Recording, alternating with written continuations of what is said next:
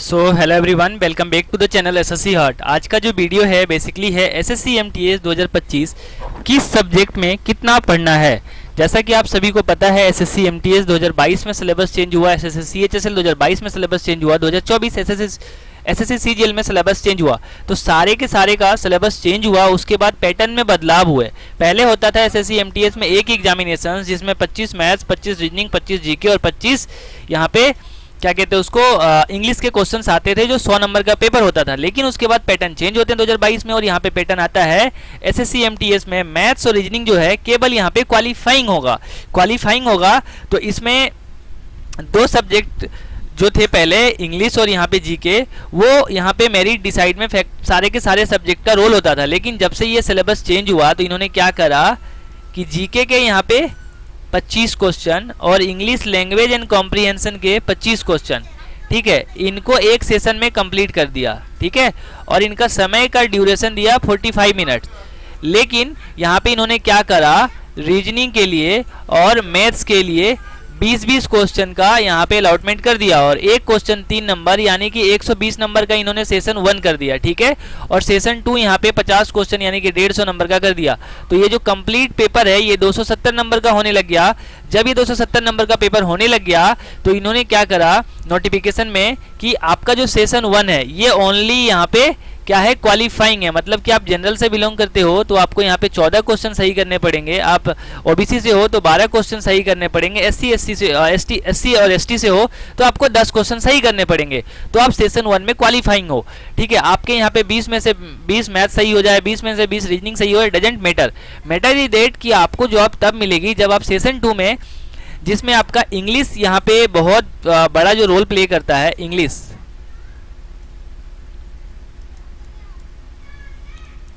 25 question इसके आते हैं, ठीक है। और इस 25 में से पूरा का पूरा जो सिनारियो है 3 पार्ट में डिवाइड है। एक होता है अपना, मैं अभी वो बताता हूँ कि किस टॉपिक में कितना वेटेज है और किस तरीके से आपको पढ़ना है। एक है सर आपका ये ग्रामर वाला पार्ट, ठीक है, एक ग्रामर है, और एक है यहाँ पे वोकेब वाला पार्ट, ठीक है, और एक आता है सर यहाँ पे आपका कॉम्प्रीहेंशन, ठीक है, जिसको हम पैसेज कहते हैं, ठीक है। इस पैसेज में से आपको 5 क्वेश्चन रहते हैं जो फिल इन द ब्लैंक्स में रहते हैं, फिल इन द ब्लैंक्स। और इस ग्रामर में आपका रहता है स्पॉट द एरर, ठीक है, उसके बाद एरर डिटेक्टिंग, उसके बाद आपके यहाँ पे देखने को मिलते हैं फिल इन द ब्लैंक्स।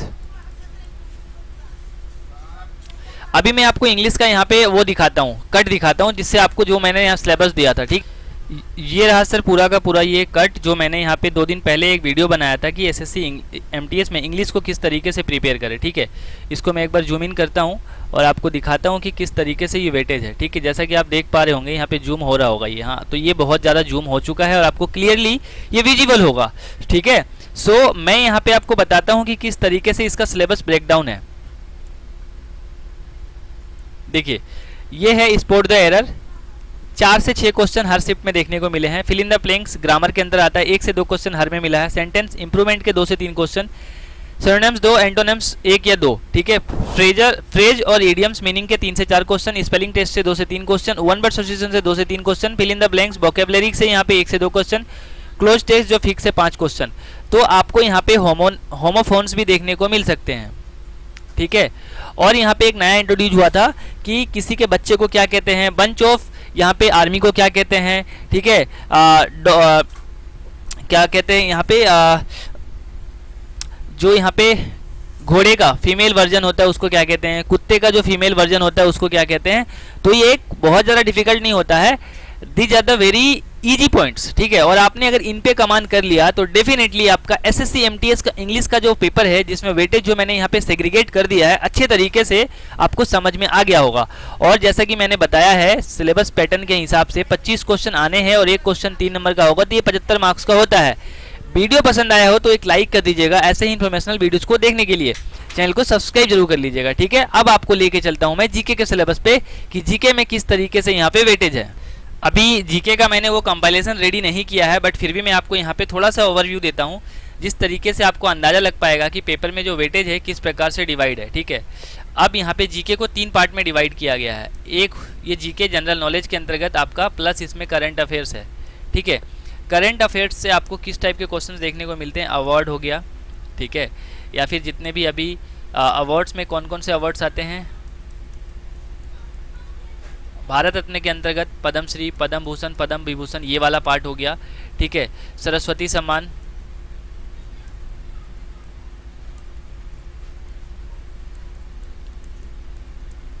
व्यास सम्मान, ठीक है, इसके बाद फिल्म फेयर अवार्ड।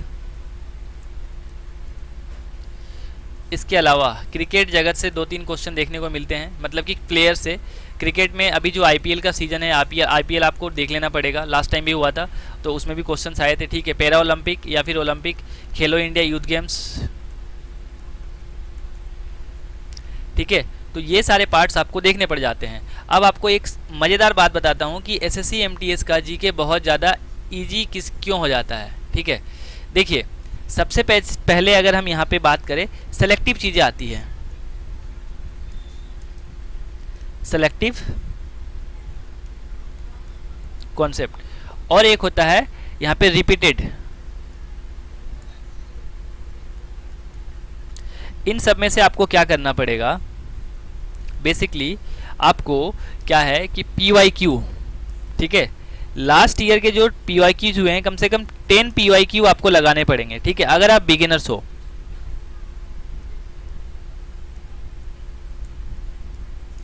आप एडवांस मोड में हो तो आपको मॉक लगाने पड़ेंगे, और जिसको कुछ भी नहीं पता वो फाउंडेशन पढ़ो।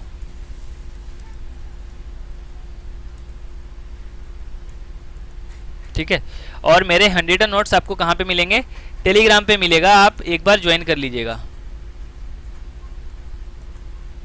लिंक जो है डिस्क्रिप्शन में है। अब हम बात करते हैं सिलेबस, कोर सिलेबस क्या है। देखिए कोर सिलेबस में आपको यहाँ पे इतिहास होता है, इतिहास के अंतर्गत भी 3 पार्ट है इतिहास के।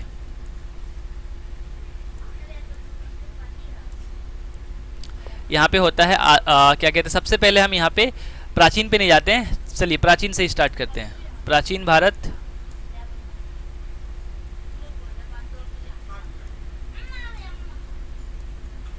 मध्यकालीन भारत, और नेक्स्ट आता है आधुनिक भारत। प्राचीन भारत से आपको जो यहाँ पे दक्षिण भारत के जो साम्राज्य थे और मंदिर, बस ये पढ़ना है। ठीक है, नथिंग एल्स। मध्यकालीन भारत से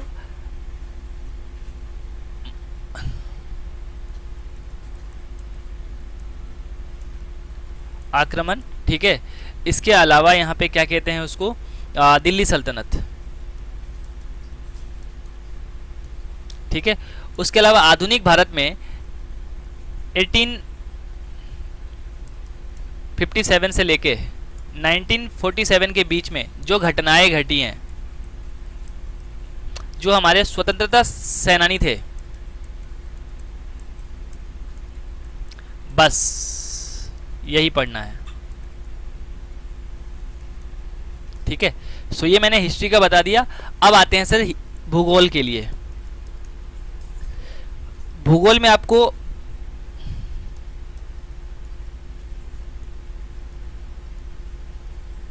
मौसम और जलवायु, ठीक है, उसके बाद सौर मंडल, ठीक है, 2 पॉइंट हो गए। इसके अलावा आपको मिट्टी, मृदा, भौगोलिक क्षेत्र, ठीक है। नेक्स्ट स्लाइड पे लेके चले तो आपको थोड़ा सा और आगे लेके चलते, थोड़ा और आगे अगर हम जाएं तो थोड़ा और आगे आपको क्या देखने को मिल सकता है। यहाँ पे आपको देखने को मिलेगा सर, यहाँ पे क्या कहते हैं, नेबरिंग कंट्रीज, ठीक है, पड़ोसी देश, सीमा, ठीक है। उसके बाद बस ये इंपॉर्टेंट पॉइंट्स थे जो आपको पढ़ने थे। ठीक है, इसके अलावा अगर हम थोड़ा सा और आगे जाते हैं तो इकोनॉमिक्स में basic structure of government India, ठीक है। आपको बेसिक स्ट्रक्चर पढ़ने पड़ेंगे जिसमें आपका बजट घाटा क्या होता है, फिर उसके बाद आपको वित्तीय घाटा क्या होता है, हमारा जीडीपी जीएनपी कैसे काउंट होता है, ठीक है, राजकोषीय घाटा क्या होता है। आपको बेसिकली ये पढ़ना बहुत ज़रूरी हो जाता है, ठीक है। इसके साथ आपको पंचवर्षीय योजनाएं पढ़ने पड़ जाते हैं। ये वीडियो काफ़ी लंबा होगा, लेकिन जिसने भी इस वीडियो को अच्छे से फॉलो करा इस चीज़ को, उनका मार्क्स यहाँ पे इंक्रीज होता हुआ देखने को मिल जाएगा, ठीक है। अब अगर हम यहाँ पे सर बात करें तो इकोनॉमिक्स हो गया, ज्योग्राफी हो गया, हिस्ट्री हो गया। अब अगर हम पॉलिटी की बात करते हैं तो सबसे पहले पॉलिटी में हमें क्या देखने को मिलता है, अनुच्छेद, अनुच्छेद देखने को मिलता है, ठीक है। इसके अलावा आपको अनुसूची देखने को मिलता है,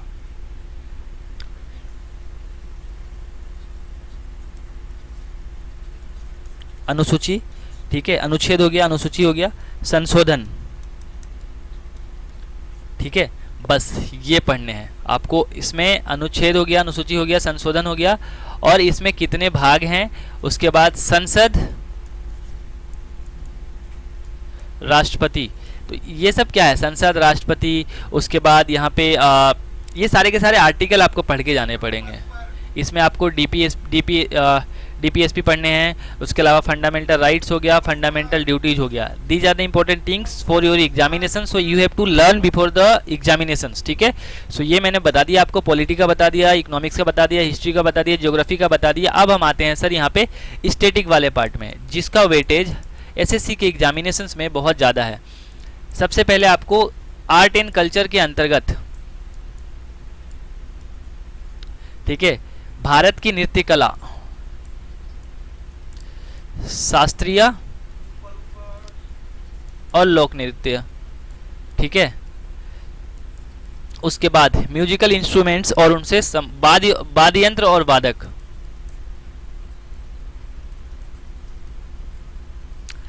वादक जैसे कि आपसे पूछ लेगा कि अल्लाह रखा खान का संबंध इनमें से किस वाद्य यंत्र से है और इनको किस वर्ष में यहाँ पे पद्मश्री, पद्म भूषण, ये जो भी अवार्ड्स उनको दिए गए हैं, ये पूछ लेगा। यहाँ से भी पूछ लेगा आपको मृणालिनी साराभाई का संबंध इनमें से किससे है, ठीक है। तो इस टाइप की चीज़ आपको पढ़ने पड़ेंगे आर्ट एंड कल्चर वाले पार्ट में। सो ये बहुत ज़्यादा इंपॉर्टेंट पार्ट है, और इसका कंप्लीट पीडीएफ जो है मैंने अपने टेलीग्राम पे डाल रखा है, लिंक डिस्क्रिप्शन में है, जाके ज्वाइन कर लेना।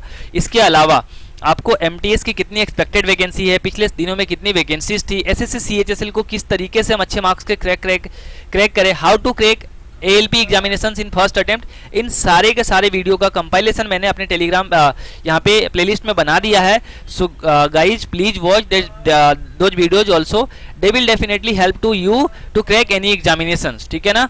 सो आप जाइए उन वीडियोस को जरूर देखिए। और इंग्लिश के लिए एक ही रामबाण इलाज है कि आप अगर बिगिनर्स है ना, तो सबसे पहले आपको फाउंडेशन पकड़ना है, ठीक है, किसी भी टीचर का, एनी टीचर। इंग्लिश का भी पीडीएफ बहुत जल्दी आपको मिल जाएगा, लिंक डिस्क्रिप्शन में टेलीग्राम का ज्वाइन कर लीजिएगा, ठीक है। नेक्स्ट स्लाइड पे लेके चलते हैं। अब क्या है कि मैंने सारा चीज़ आपको बता दिया, करंट अफेयर्स भी बता दिया। तो आपके 25 क्वेश्चन इंग्लिश के, 25 क्वेश्चन रीजनिंग, 25 क्वेश्चन जीके के, तो ये हो गए 50 क्वेश्चन। अगर आपने इतने को फॉलो कर लिया और आपने 130 प्लस स्कोर कर लिए, ठीक है, विदाउट ये आपका रो स्कोर, तो आपको सिलेक्शन से कोई भी नहीं रोक सकता 2025 में। सो ये पूरा का पूरा रामबाण था जो मैंने यहाँ पे सब्जेक्ट वाइज आपको टॉपिक वाइज वेटेज बता दिया। और आई होप कि आपको वीडियो पसंद आया होगा। अगर पसंद नहीं भी आया है तो I can't do anything because you are not aware to the relevant exam pattern, ठीक है। बस आप टाइम पास करते रह जाओगे, कभी इसका कभी उसका। स्ट्रेटेजी एग्ज़ाम से पहले किस तरीके से हम एसएससी एमटीएस को एक दिन में क्रैक करें, इस टाइप की स्ट्रेटेजी आप ढूंढते रहोगे और आपका सिलेक्शन नहीं होगा। So requesting to all of you, आप जहाँ से भी पढ़े अच्छे से पढ़े, और जो भी मटेरियल आपको दिए जाते हैं ऑथेंटिक होते हैं, रेलेवेंट होते हैं। अगर बिलीव नहीं है तो आप प्रीवियस ईयर के पेपर्स को उठाकर देखिए, आपको उन्हीं में से क्वेश्चंस देखने को मिलेंगे। आई होप कि आई एम क्लियर, एंड आज के बाद से आपको कोई डाउट्स नहीं रहेगा कि subject wise topic wise weightage क्या रहता है, किस तरीके से एसएससी एमटीएस का सिलेबस डिजाइन है, मैथ्स और रीजनिंग को किस तरीके से पढ़ना है, जीके को और इंग्लिश को किस तरीके से लेना है, ठीक है। अपना टाइम शेड्यूल आपको सेलेक्ट करना पड़ेगा सर, 3-3-3, ठीक है। 3 घंटे जीके, 3 घंटे इंग्लिश और 3 घंटे रिवीजन, आपका सब्जेक्ट हो सकता है एक स्ट्रॉन्ग हो एक वीक हो, तो आप अपना टाइम 2 to 2 में भी डिवाइड कर सकते हो, ठीक है ना। 3 + 3 + 3 = 9 होते हैं, आप इसमें से कट करके 7 भी ले सकते हो, ठीक है। अगर आप इस 7 करके भी करते हो ना, अगर 75 डेज तक, मैंने एक वीडियो बना है कि 75 डेज हार्ड चैलेंज, तो आप उन वीडियोस को भी जाके देख सकते हो। तो 75 × 7 कितना हो जाएगा, 35 का 5 कैरी रह गया 3 और 7 7 49 और 3 कितना हो गया 52। 525 आवर्स की ये पढ़ाई है। 525 आवर्स में तो सर कोई सा भी एग्जामिनेशन आई होप कि क्लियर हो जाएगा। सो इस वीडियो में जो चीज़ें मैंने बताई है, आप डेफिनेटली एक सीरियस एस्पिरेंट्स की तरह काम करेंगे, उसको अमल करेंगे अपने जीवन में। और इसी के साथ इस वीडियो को यहीं तक रखते हैं। वीडियो काफ़ी लंबा हो चुका है, ठीक है। No one will come to help you, you have to help to yourself. Video बंद करते हैं, और उससे पहले रिक्वेस्ट है कि चैनल पे नए हैं तो सब्सक्राइब कर लीजिएगा, पुराने हैं तो बेल आइकन को प्रेस कर लीजिएगा, और इसको मैक्सिमम लोगों तक शेयर कर दीजिएगा। PDF आपको टेलीग्राम में मिल जाएगा, लिंक डिस्क्रिप्शन में है। Thanks for watching this video, bye.